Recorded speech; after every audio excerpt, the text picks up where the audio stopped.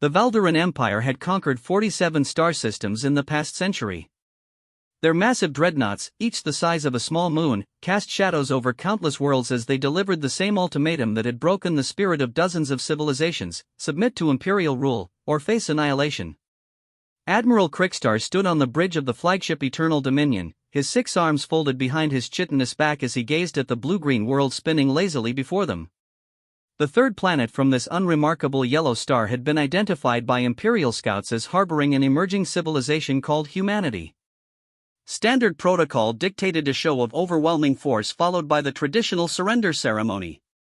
Communications officer, Crickstar's voice rumbled through the bridge like distant thunder. Broadcast the Imperial Declaration on all frequencies. Let these, humans, understand their place in the galaxy. The massive holographic display activated, showing Crickstar's imposing figure projected across every screen and device on Earth. His red compound eyes glowed with the authority of an empire that had never known defeat.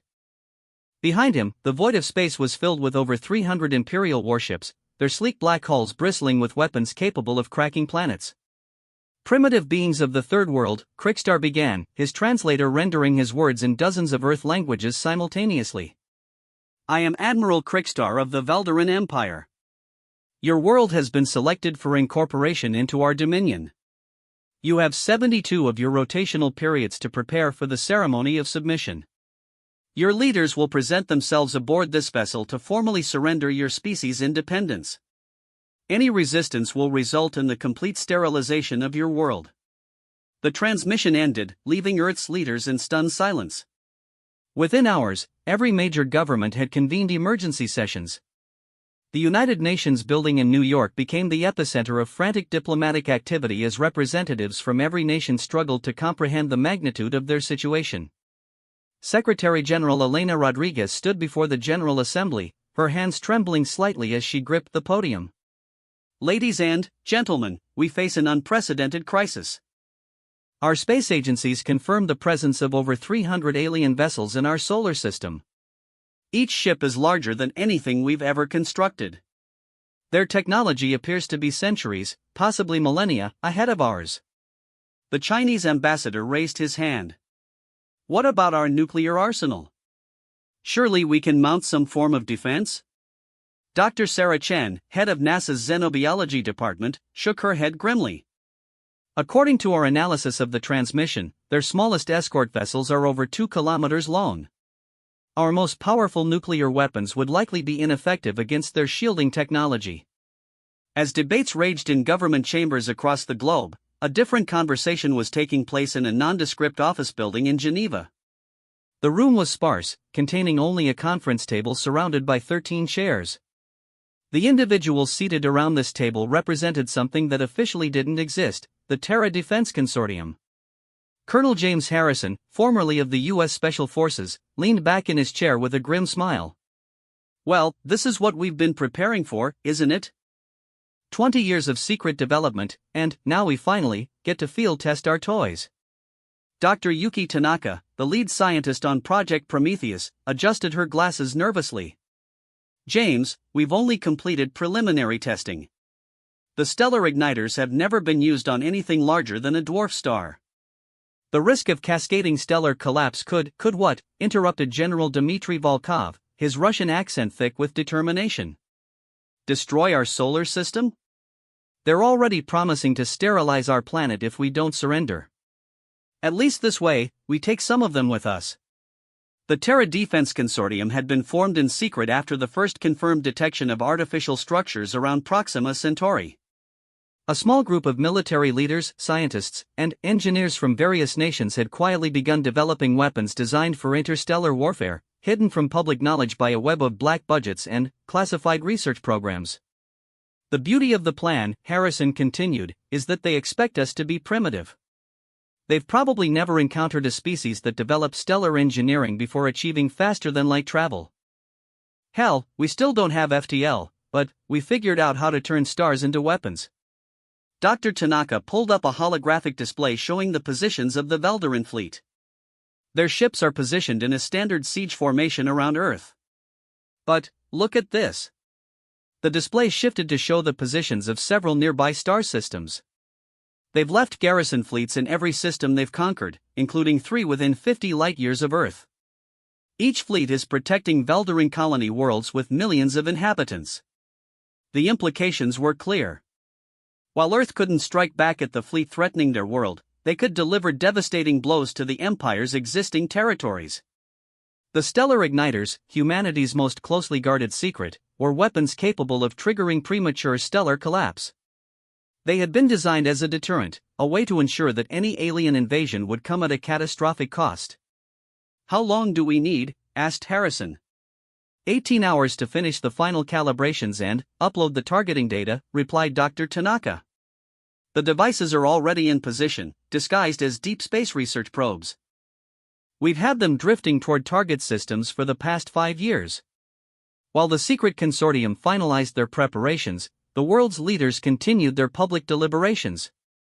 President Maria Santos of Brazil stood before the UN Assembly, her voice filled with defiant determination. "My fellow humans," she began, "we stand at a crossroads. These aliens offer us survival in exchange for our freedom. They promise to spare our lives if we submit to their rule, become subjects in their empire. But, I ask you this, what is life without dignity? What is survival without the right to determine our own destiny?" Murmurs of agreement rippled through the assembly. The Chinese premier stood next. "The People's Republic has faced foreign aggression before. We know the cost of submission to superior force. It begins with small concessions and ends with the complete erasure of our culture, our values, our very identity as a free people." Similar sentiments echoed from representatives around the world. Despite their technological disadvantage, despite the overwhelming odds, humanity was reaching a consensus that surprised even their would-be conquerors. Aboard the Eternal Dominion, Admiral Krickstar reviewed intelligence reports about Earth with growing confusion. Imperial xenobiologists had predicted that the humans would follow the same pattern as every other species they'd encountered: initial shock, followed by desperate attempts at negotiation, and, finally, reluctant acceptance of their fate. Instead, the planet's electromagnetic spectrum was buzzing with defiant speeches, military mobilization orders, and what appeared to be preparation for armed resistance. The humans were actually planning to fight back. "Commander Velta," Krickstar addressed his tactical officer. "What is the assessment of human military capabilities?" The insectoid officer's mandibles clicked nervously. "Admiral, their weapons technology appears to be chemical and nuclear-based. Primitive by Imperial standards. However, there are some anomalies in our scans. We're detecting several artificial objects in deep space that don't match any known human technology. They appear to be some form of scientific instruments, but their energy signatures are unusual." Krickstar dismissed the concern with a wave of his hand. "Irrelevant. No species has ever successfully resisted Imperial conquest. These humans will learn the same lesson as all the others." As the deadline approached, the world's leaders made their final decision in a closed session of the UN Security Council. The vote was unanimous: Earth would not surrender. Secretary General Rodriguez composed the official response to the Veldarin ultimatum. Her hands were steady now, filled with the resolve of an entire species that had chosen defiance over submission. "Admiral Krickstar of the Veldarin Empire," she began the transmission. "Humanity has considered your demand for our submission. We have examined the history of your conquests, studied the fate of the civilizations you have absorbed into your dominion. We have seen how you strip conquered peoples of their identity, their culture, their basic right to self-determination." She paused, looking directly into the camera with eyes that blazed with humanity's collective will. "Our answer is no. We will not kneel before your empire. We will not surrender our freedom for the promise of continued existence under your rule. If you wish to claim our world, you will have to take it from us. And, I promise you this, the cost will be higher than you can possibly imagine." The transmission ended, leaving the Veldarin command staff in stunned silence. In their empire's long history, no species had ever refused the offer of submission after witnessing Imperial might. Admiral Krickstar's compound eyes flared with rage and disbelief. "Prepare the planetary bombardment fleet. If these humans wish to choose extinction over enlightenment, we shall oblige them." But, as the Imperial warships began moving into attack formation, deep space monitoring stations throughout the galaxy detected something unprecedented. Ancient stars in distant systems began to flicker and dim as humanity's hidden weapons activated across dozens of Veldarin worlds. The real war was about to begin. The first star died at 1437 Universal Standard Time, Kepler 442, a red dwarf that had burned steadily for over 6 billion years. In the span of 3 hours, humanity's stellar igniter compressed the star's core beyond its natural limits, triggering a violent collapse that sent shockwaves rippling through spacetime itself. The Veldarin colony world of Nexhara, home to 12 million Imperial citizens, orbited Kepler 442 at what had been a comfortable distance for the past 2 centuries. The inhabitants had only minutes to comprehend their doom before the star's death throes incinerated their world, turning a thriving hub of Veldarin culture into superheated plasma.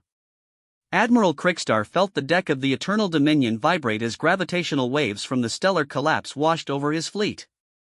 His tactical display lit up with priority alerts from across the Empire as similar catastrophes began unfolding in system after system. "Report," he roared, his 6 arms gesticulating frantically at his officers. Commander Velta's voice trembled as she read from her instruments. "Sir, we're receiving emergency transmissions from 14 colonial systems. Kepler 442, Wolf 359, Gliese 876, Tau Ceti, their stars are undergoing premature collapse. The colonies are gone, sir." The bridge fell silent except for the steady beeping of incoming distress signals from across Veldarin space. Each signal represented millions of Imperial citizens reduced to cosmic dust in humanity's opening gambit. "Impossible," Krikstar whispered, his compound eyes fixed on the tactical display. "No species has ever developed stellar engineering before achieving interstellar travel. The humans don't even possess faster-than-light communication." Dr. Tanaka watched from the Terra Defense Consortium's command center as their weapons found their marks across the galaxy. The irony wasn't lost on her that humanity's greatest military achievement had been accomplished using modified versions of the same deep space probes that had been searching for signs of extraterrestrial life for decades. "Confirmation on target package 7, reported Lieutenant Morrison from his station. Gliese 667C has gone supernova." That's the entire Veldarin 3rd Fleet's home base. Colonel Harrison stood behind the tactical displays, his face grim with the weight of what they had unleashed. "How many confirmed kills?" 17 colonial worlds, 4 fleet anchorages, and approximately 45 million Veldarin civilians, Dr. Tanaka replied quietly. "The gravitational wave detectors are picking up 6 more stellar collapses in progress." Harrison nodded slowly. The numbers were staggering, but they had known from the beginning that this would be total war. The Veldarin Empire had given them no choice but to respond with absolute force. Meanwhile, aboard the Eternal Dominion, Admiral Krikstar was receiving a priority communication from the Imperial throne world. Emperor Zarketh himself appeared on the holographic display, his ancient features twisted with fury and disbelief. "Admiral," the Emperor's voice carried the weight of 5 centuries of absolute rule. "Explain to me how a primitive species that has never left their home system has just destroyed 23 of our worlds." Krikstar straightened to attention, despite the chaos surrounding him. "Your Imperial Majesty, the humans appear to have developed some form of stellar manipulation technology. Our xenobiology experts assured us that such capabilities were impossible for a pre-FTL civilization." "Your xenobiology experts are dead," Emperor Zarketh replied coldly. "Along with the 47 million Imperial citizens who perished when their stars exploded. The humans have declared war on the Empire itself. I want their world reduced to atoms. At once, Your Majesty. The bombardment fleet is already in position." "No," the Emperor interrupted, his eyes glowing with malevolent purpose. "Deploy the World Cracker. If these humans wish to play with stellar forces, let them witness the power of a mature galactic civilization. Reduce their star to rubble." The transmission ended, leaving Krikstar staring at a blank screen. The World Cracker was the Empire's most feared weapon, a massive device capable of destabilizing stars through controlled antimatter injection. It had been used only 3 times in Imperial history, each deployment serving as a terrifying example to potential rebels.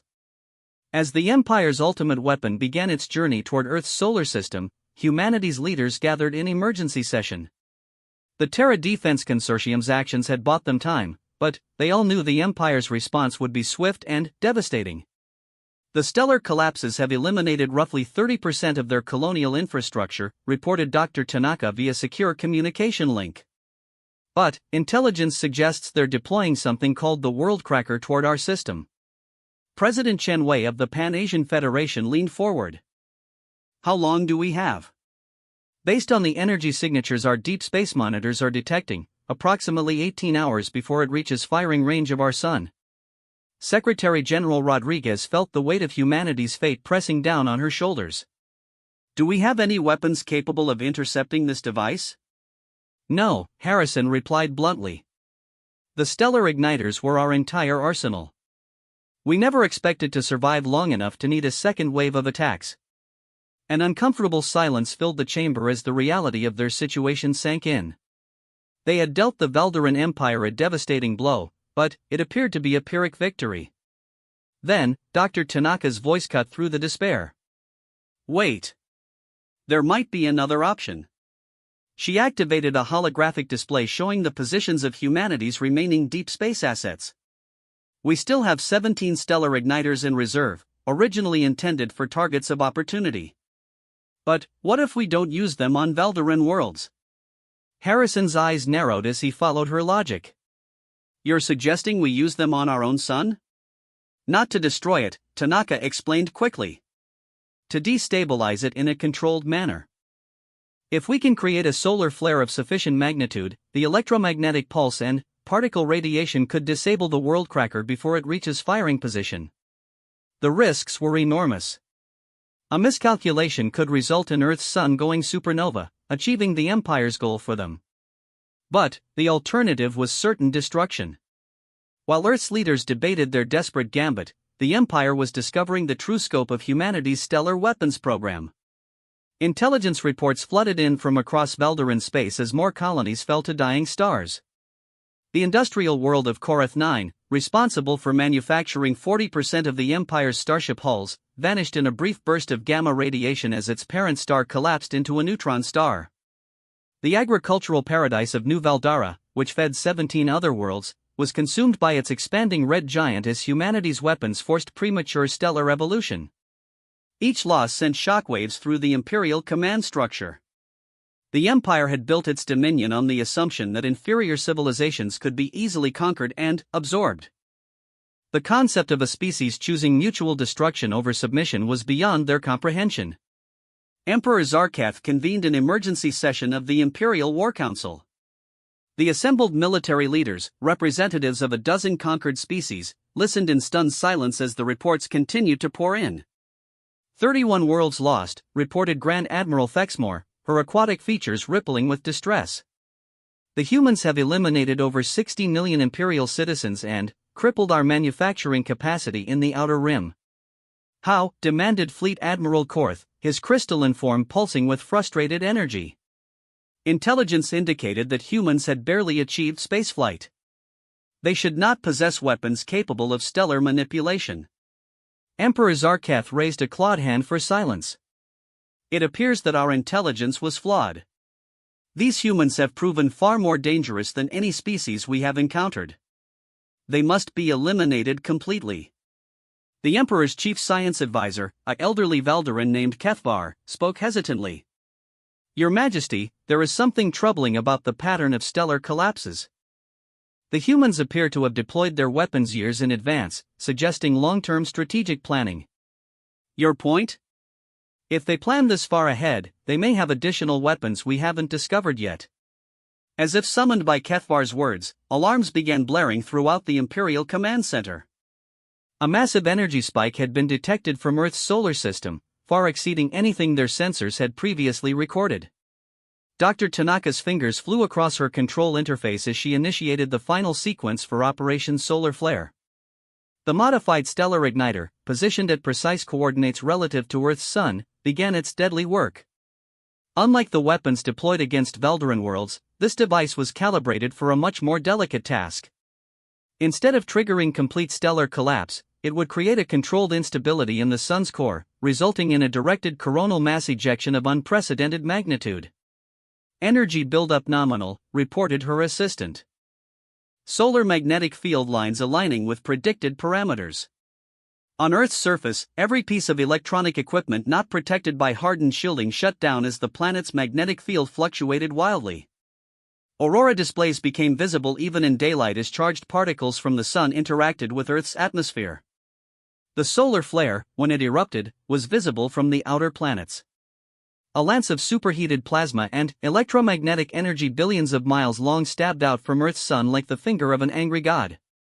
The Valderan world cracker, despite its advanced shielding, was caught directly in the path of this stellar fury.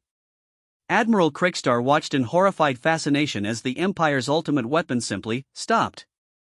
The massive device, larger than most moons, went dark as its systems overloaded and failed. Within minutes, it was nothing more than a dead hulk drifting through space, its threat neutralized by humanity's desperate gambit. But the humans weren't finished. As the solar flare's electromagnetic pulse spread outward, it struck the Valderan siege fleet orbiting Earth. Ships that had survived conflicts across hundreds of star systems found their systems failing one by one. The pulse had been precisely calibrated to exploit weaknesses in Valderan technology that humanity had identified during their initial scans. Engineering! Krigstar shouted as sparks erupted from control panels around the bridge. Damage report. Primary power grid is down. Weapons systems offline. Life support running on backup power only.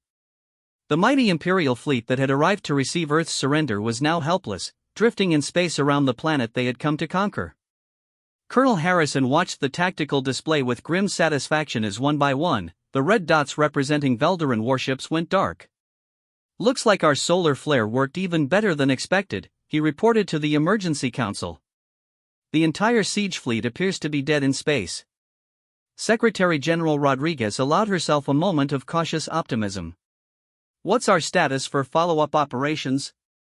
"We've exhausted our stellar weapon reserves, but we don't need them anymore. The Empire's fleet is effectively neutralized, and their world cracker is space junk." As the first phase of humanity's impossible victory became clear, the implications began to ripple throughout the galaxy. On worlds across Valderan space, conquered species who had lived under Imperial rule for centuries began to ask a question that had never occurred to them before: if a primitive species like humanity could bring the Empire to its knees, what could they accomplish if they fought back together? The Valderan Empire's greatest strength had always been the psychological impact of their overwhelming technological superiority. They had convinced entire civilizations that resistance was futile, that submission was the only path to survival. Humanity had just shattered that illusion forever. The revolution began on Zirian Prime, 3 days after news of humanity's impossible victory reached the outer territories of the Valderan Empire. The Zephyrian resistance, dormant for over 2 centuries, emerged from hiding with weapons they had been secretly developing in underground factories. Their target was the Imperial garrison that had kept their species in subjugation since the conquest of 2387. Similar uprisings erupted across dozens of worlds as the psychological stranglehold of Imperial invincibility crumbled. The aquatic collective of Tidalmar launched coordinated strikes against orbital defense platforms. The silicon-based Nexus Coalition began sabotaging Imperial mining operations throughout the crystal sectors. Each act of defiance sent shockwaves through an empire that had never experienced widespread rebellion. Emperor Zarkat stood in his throne room, watching holographic displays that showed the growing chaos across his domain.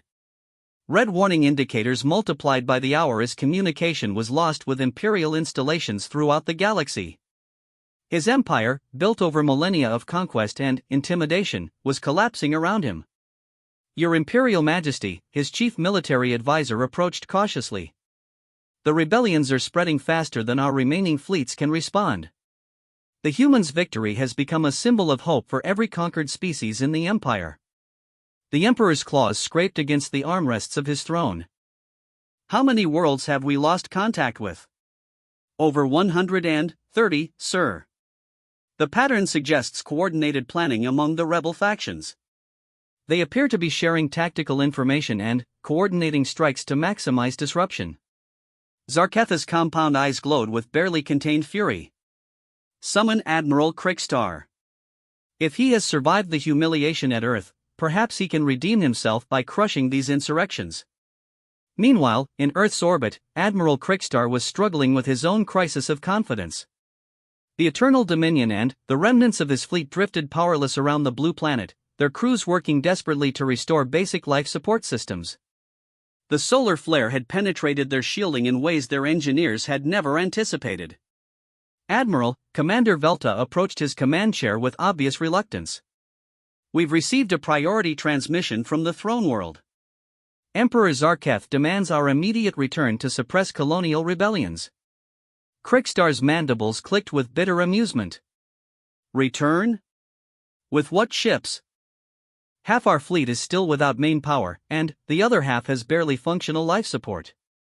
The humans have effectively neutralized us without firing a single conventional weapon. Sir, there's something else. Intelligence reports suggest the humans are broadcasting their tactical methods to rebel groups throughout the Empire. They're actively supporting the uprisings." The Admiral's attention snapped to his tactical officer. "Elaborate." "Earth's communication arrays are transmitting detailed information about our fleet weaknesses, tactical vulnerabilities, and technological specifications. Every rebel faction in the galaxy now knows exactly how to exploit our systems." On Earth's surface, the Terra Defense Consortium had indeed shifted from defensive operations to active support of the Galactic Rebellion. Dr. Tanaka and her team worked around the clock to analyze captured Veldarin technology from the disabled fleet, identifying weaknesses and developing countermeasures that could be shared with resistance movements across the galaxy. The beauty of their empire, Colonel Harrison explained to the Emergency Council, is that it's built on technological intimidation. Once you understand how their systems work, they're not nearly as invincible as they appear.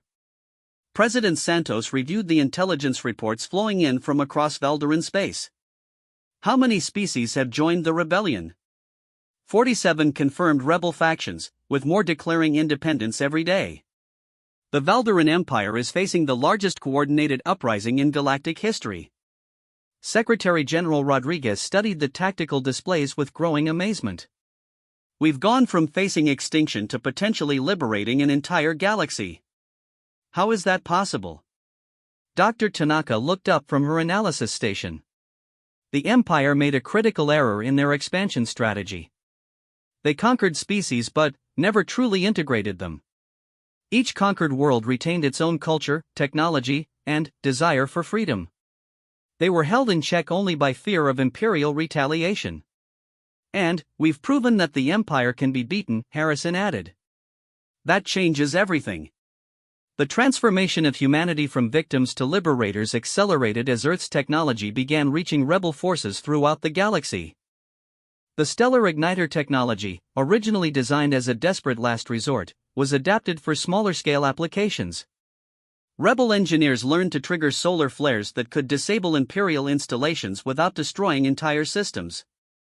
On the aquatic world of Hygros 7, the native Fluidari used modified versions of human technology to create massive electromagnetic pulses in their planet's vast oceans. These pulses disabled the underwater Imperial bases that had controlled their civilization for generations. The Fluidari resistance leader, known only as Deep Current, transmitted a message of gratitude to Earth that moved even hardened military officers to tears. "People of Earth," the translation began, "your courage has given us back our oceans, our freedom, our future." The depths that once echoed with the sound of Imperial machinery now sing again with the voices of free Fluidari. Similar messages arrived daily from across the galaxy as species after species threw off the chains of Imperial rule. Each victory further weakened the Empire's ability to respond to new uprisings. The crystalline confederacy of Shardax developed weapons that could shatter Imperial armor by exploiting resonance frequencies humanity had discovered in Veldarin materials.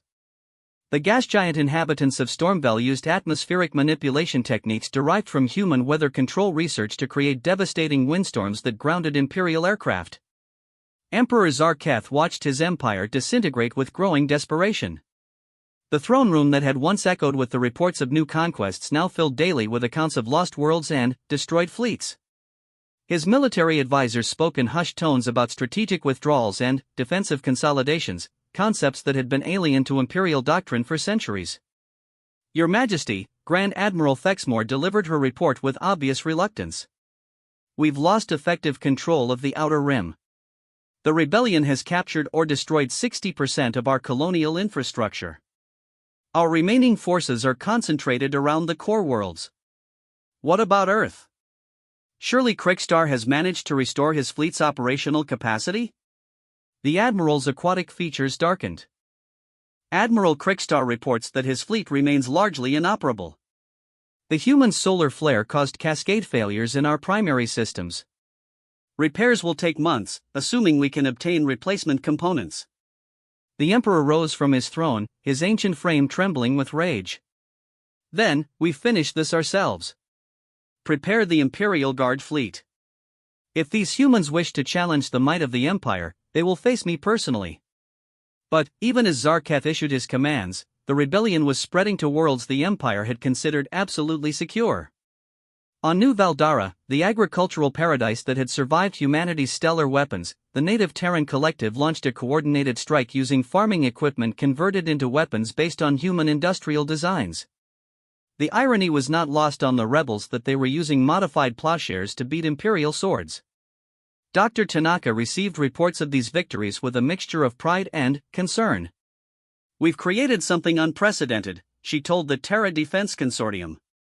"A galaxy-wide revolution coordinated by shared technology and communications. But I'm worried about what happens when the Empire finally falls." Colonel Harrison understood her concern. "You're thinking about the power vacuum. 47 different species, each with their own agenda, suddenly free to pursue their own interests." Exactly. We may have prevented humanity's enslavement, but we might have triggered something even worse. Their concerns proved prescient as reports began arriving of conflicts between different rebel factions. The Silicon-based Nexus Coalition claimed territorial rights to asteroid mining systems also demanded by the Metallic Syndicate of Chromtar. Old ethnic conflicts, suppressed under Imperial rule, began resurfacing as species settled ancient grievances.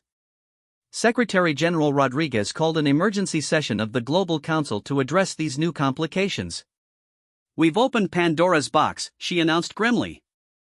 "Our victory over the Empire has unleashed forces we may not be able to control." "What are you suggesting?" asked President Chen Wei. "I'm suggesting that humanity has a responsibility to help shape what comes after the Empire's collapse. We can't simply watch the galaxy tear itself apart." The decision to establish the Galactic Liberation Council was made within hours. Earth would serve as a neutral meeting ground where representatives of all rebel factions could coordinate their efforts and resolve disputes peacefully. It was an ambitious undertaking for a species that had never traveled beyond their own solar system. The first Galactic Liberation Council session convened in Geneva 3 weeks after the initial uprising began. Representatives from dozens of species arrived aboard captured Imperial vessels, their diverse forms creating an unprecedented gathering in human history. Deep Current of the Fluidari delegation spoke first. The Empire maintained order through fear and oppression. If we are to replace that order with something better, we must find unity despite our differences. Crystal Song, the Shardex representative whose body literally chimed as she spoke, added, "The humans have given us more than weapons and tactics. They have shown us that different species can cooperate for mutual benefit rather than domination." The negotiations were complex, with each species bringing centuries of grievances and territorial disputes to the table. But, gradually, a framework began to emerge for a new galactic order based on cooperation rather than conquest. Meanwhile, Emperor Zarketha's Imperial Guard fleet finally reached Earth's solar system, only to discover that Admiral Krikstar's situation was even worse than reported. The solar flare's effects had triggered a cascade of system failures throughout the Imperial vessels, leaving them dependent on Earth's assistance for basic life support. "Admiral," the Emperor's voice carried across the communication channel with deadly calm.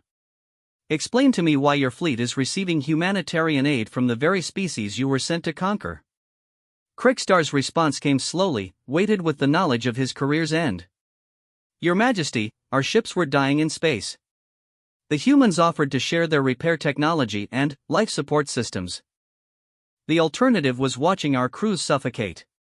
The Emperor's rage was palpable even across interstellar distances. "You accepted aid from the enemy?" "I chose to save the lives of 40,000 Imperial personnel, Your Majesty." You chose to humiliate the Empire before the entire galaxy. But, even as Zarketh berated his admiral, more disturbing news was reaching the Imperial throne world. The Galactic Liberation Council had issued a formal invitation to the Veldarin Empire to participate in peaceful negotiations for a new galactic order. The message, delivered by humanity's Secretary-General Rodriguez, was broadcast across Imperial space, to Emperor Zarketh and the people of the Veldarin Empire. The galaxy stands at a crossroads. We can continue the cycle of conquest and rebellion, or we can build something new together. The Liberation Council extends an offer of peaceful coexistence to all species, including your own. The offer sparked fierce debate within the remaining Imperial territories. Many Veldarin civilians, exhausted by centuries of constant warfare and expansion, began questioning whether their empire's aggressive policies had ever truly served their interests. On Valdara Prime itself, protests erupted in major cities as citizens demanded that their government accept the humans' offer of peace. The sight of Veldarin civilians carrying signs calling for an end to imperial aggression would have been unthinkable just months earlier. Emperor Zarketh found himself facing a rebellion within his own species for the first time in 5 centuries of rule. His military advisors reported decreasing loyalty among imperial fleet crews, many of whom had relatives living in the territories now controlled by rebel forces. Your Majesty, his chief domestic advisor reported nervously, internal intelligence suggests that support for continued warfare is below 30% among the general population. Citizens are questioning the cost of maintaining the empire. The final blow came when Admiral Crickstar transmitted his personal resignation from Earth orbit. Your Imperial Majesty, I formally request permission to enter into surrender negotiations with the Terran government. My fleet is no longer capable of offensive operations, and continuing this conflict serves no purpose other than the senseless loss of life. Emperor Zarketh stared at the transmission in stunned silence. His most trusted admiral, the architect of dozens of imperial conquests, was asking permission to surrender to a species that had never achieved interstellar travel. The galaxy had fundamentally changed. The age of empires built on fear and conquest was ending, replaced by something unprecedented, a coalition of free species working together as equals. 3 months after humanity's defiant refusal to kneel before the Empire, Secretary-General Rodriguez stood before the assembled representatives of 47 liberated species and announced the signing of the Galactic Cooperation Accords. The document, hammered out through weeks of difficult negotiations, established principles of mutual respect, shared technology, and collective defense that would govern interspecies relations. The Veldarin Empire still existed, but as a single member of the galactic community rather than its dominant force. Emperor Zarketh, facing internal pressure and the reality of his empire's collapse, had finally agreed to participate in the new order. Today, Rodriguez announced, we prove that the universe need not be ruled by the strong preying upon the weak. Different species, with different capabilities and perspectives, can work together to build something greater than any empire. In the audience, Admiral Crickstar sat beside Colonel Harrison, 2 former enemies who had become unlikely partners in humanity's Reconstruction Assistance Program. The Veldarin Admiral had become one of the most effective advocates for peaceful coexistence, using his knowledge of imperial tactics to help design defensive strategies for newly liberated worlds. I never imagined, Crickstar said quietly, that losing a war could lead to winning something far more valuable. Harrison nodded, watching as representatives from across the galaxy signed the historic accords. Sometimes the greatest victories come from refusing to accept defeat on someone else's terms. As the ceremony concluded, humanity looked toward the stars with a new understanding of their place in the galaxy. They had faced annihilation and chose defiance. They had been offered submission and chose freedom. Most importantly, they had been given the opportunity to dominate others and chose cooperation instead. The message they sent to the cosmos was clear: the galaxy belonged to all its inhabitants, not to whoever possessed the largest guns. And if any future empire forgot that lesson, they would discover what happened when free species stood together against tyranny. The age of galactic conquest was over. The age of galactic cooperation had begun. And it all started with a small blue planet whose inhabitants refused to kneel.